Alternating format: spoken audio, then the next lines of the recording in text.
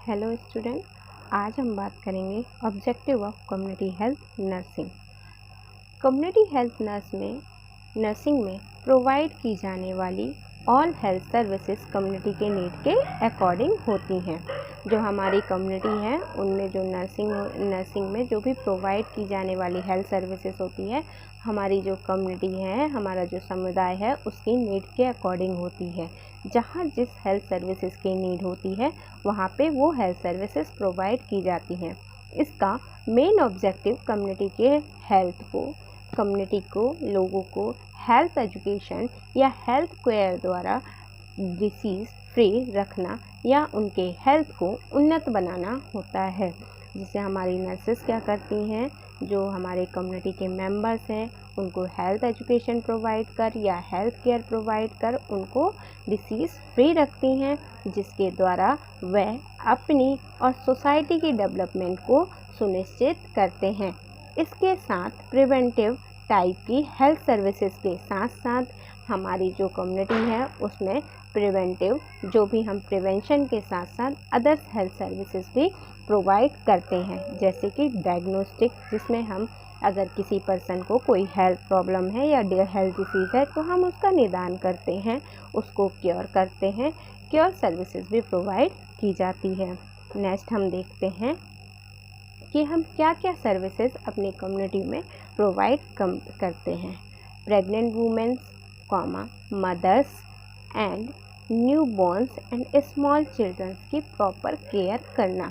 First हमारी priority होती है कम्युनिटी में कि जो हमारी मदर्स हैं, न्यू बॉर्न्स हैं एंड स्मॉल चिल्ड्रंस हैं, देन प्रेग्नेंट वुमेन्स हैं, उनको क्या करना है, हमें प्रॉपर केयर प्रोवाइड करना है, जिससे कि हमारे आने वाला जो जनरेशन हो वो कैसा हो, हेल्दी हो।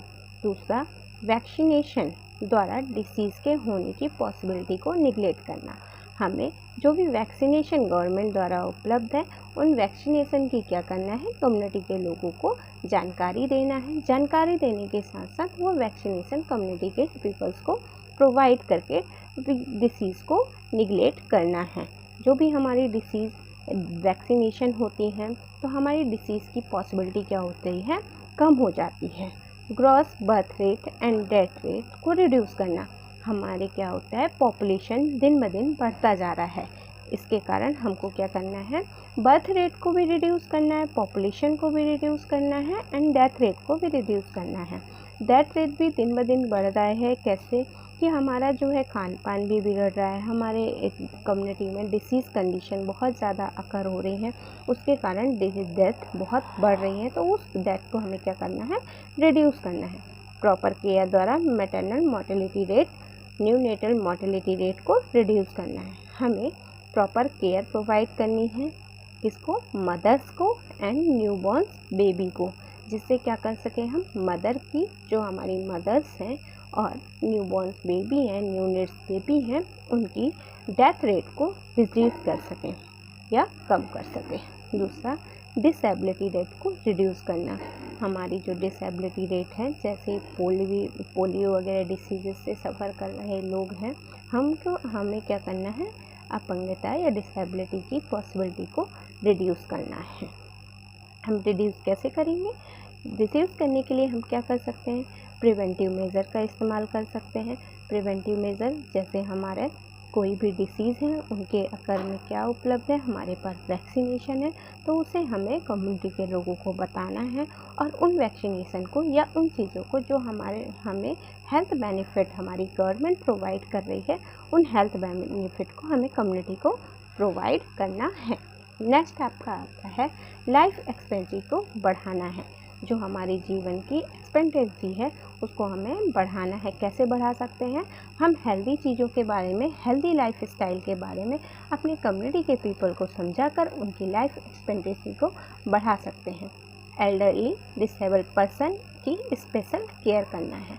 पहले हमारे सोसाइटी में बुज़ुर्गों पे उतना ध्यान नहीं दिया जाता था, ना ही डिसेबल्ड पर्सन की उतनी केयर की जाती थी, पर अब कम्युनिटी में क्या करना है, हमें स्पेशली फॉर एल्डरली मतलब old age person and disable person, जो व्यक्ति फिजिकल या मेंटल डिसेबल हैं, उनकी स्पेशल केयर उनको प्रोवाइड करना है, रिहेबिलिटेशन प्रोवाइड करना है। देन आपका आता है एनवायरमेंटल क्लीनिनेस को बढ़ाना। देन हमारा एक डिटर्मिनेंट्स है कि हमारा इन्वायरमेंट हमारी हेल्थ को इफ़ेक्ट करता है। देन हेल्थ के अपोजिट क्या है, इन्वायरमेंट है। तो अगर हम इन्वायरमेंट को क्लीन रखते हैं तो हमारा हेल्थ क्या होता है, प्रमोट होता है। अगर हम इन्वायरमेंट को क्लीन नहीं रखते, हमारा इन्वायरमेंट ख़राब रहता है, तो हमारी हेल्थ भी क्या होती है, ख़राब हो सकती है। इसलिए हमें इन्वायरमेंट क्लीननेस को क्या करना है, बढ़ावा देना है। 9 पॉइंट में आता है आपका डिसीज़ की प्रिवेंशन एंड टाइमिंग पर ट्रीटमेंट करना। आपको ध्यान देना है कि हमें सबसे ज़्यादा कम्युनिटी में कौन सी केयर प्रोवाइड करनी है, प्रिवेंशन। ठीक है, अगर प्रिवेंशन करके हम किसी डिसीज़ को बता सकते हैं तो हमें ट्रीटमेंट की नीड नहीं होगी। और एक चीज़ आपने सुनी होगी, क्योर देन प्रिवेंशन, कि हम ट्रीटमेंट से बेटर क्या है कि हम प्रिवेंशन अप्लाई कर लें। जब हमारे अंदर कोई डिसीज़ ही नहीं उत्पन्न होगी तो हमें उसके ट्रीटमेंट की नीड ही नहीं पड़ेगी। देन आपको नेक्स्ट आपको क्या है ऑब्जेक्टिव हमारा, फैमिली प्लानिंग को बढ़ावा देना, जिसके लिए हम एक नॉर्म्स लागू है, एक नॉर्म्स अपना सकते हैं। वो नॉर्म्स क्या है, स्मॉल फैमिली हैप्पी फैमिली। हम क्या बताएंगे, स्मॉल फैमिली के बेनिफिट बताएंगे। फैमिली प्लानिंग के लिए हमारी गवर्नमेंट ने जो सुविधाएं उपलब्ध की हैं उनके बारे में हम अपनी कम्युनिटी को एजुकेट करेंगे। फैमिली प्लानिंग करने के लिए या फैमिली प्लानिंग को एडॉप्ट करने के लिए हम उनको क्या करेंगे, इनकरेज करेंगे। दूसरा, हम हेल्थ सर्विसेज की इवॉल्यूशन करना। नेक्स्ट, जो भी आप हेल्थ सर्विसेज प्रोवाइड कर रहे हैं, हमने कोई भी हेल्थ सर्विसेज या हेल्थ प्रोग्राम अगर किसी पेशेंट को या किसी कम्युनिटी में प्रोवाइड किया है तो उसका कितना इफ़ेक्ट हुआ है, उसका क्या करना है, हमें इवॉल्यूशन करना है। इवॉल्यूशन करके ही हमें पता चलेगा कि हमने जो हेल्थ सर्विसेज अप्लाई की थी उसका क्या इफ़ेक्ट पड़ा है। अगर उसका कोई इफ़ेक्ट नहीं हुआ है, जो रिज़ल्ट हमें चाहिए था वो रिज़ल्ट हमें नहीं मिला है, तो हमें क्या करना पड़ेगा, उसको और अच्छे से प्लानिंग करके हमें हेल्थ सर्विसेज को इम्प्लीमेंटेशन करना होगा। देन नेक्स्ट आपका आता है बेटर टेक्नोलॉजी का यूज़ करना।